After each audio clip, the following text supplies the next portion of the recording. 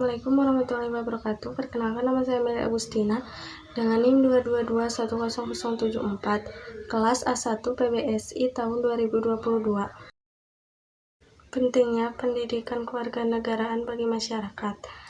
Adanya pendidikan kewarganegaraan memang penting untuk menciptakan masyarakat yang memiliki wawasan kenegaraan.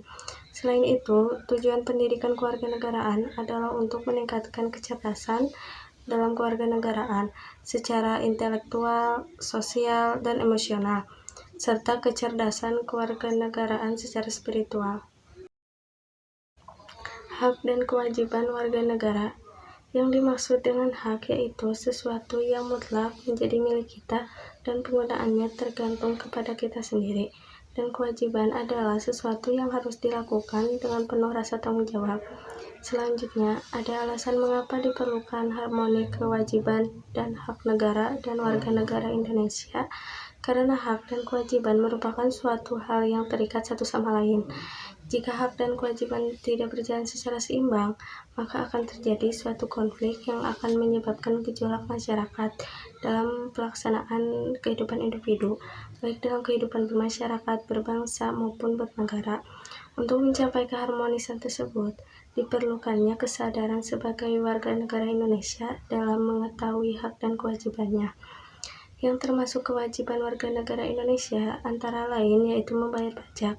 Pajak merupakan sumber penerimaan negara terbesar dalam membiayai pengeluaran negara dan pembangunan.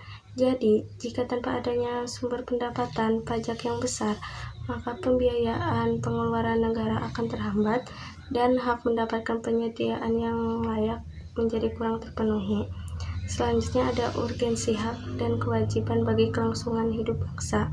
Dengan adanya hak dan kewajiban dalam kehidupan berbangsa, akan tercapai hubungan selaras, serasi, dan seimbang antara individu dengan masyarakat.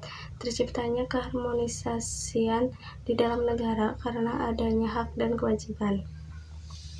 Selanjutnya ada membangun argumen tentang dinamika dan tantangan harmoni kewajiban dan hak negara dan warga negara.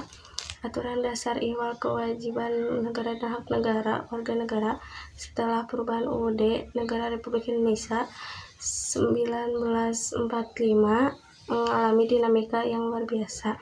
Berikut disajikan bentuk-bentuk perubahan aturan dasar dalam UUD Negara Republik Indonesia 1945 sebelum dan sesudah amandemen tersebut. Aturan dasar ihwal pendidikan kebudayaan serta ilmu pengetahuan dan teknologi. Perhatikan rumus naskah asli dan perubahannya di atas ini.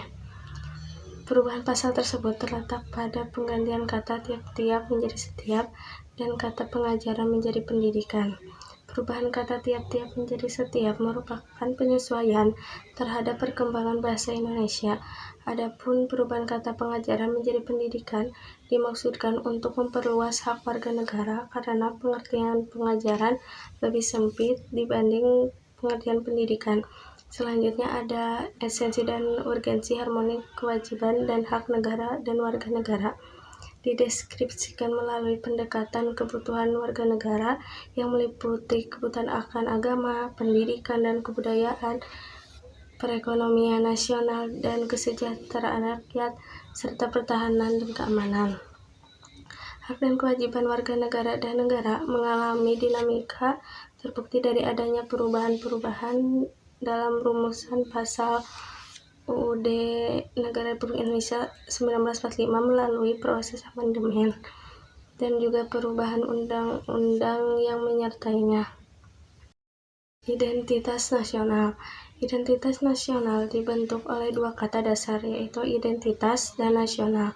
Identitas secara harfiah berarti jati diri, ciri-ciri atau tanda-tanda yang melekat pada seseorang atau sesuatu sehingga mampu membedakannya dengan yang lain.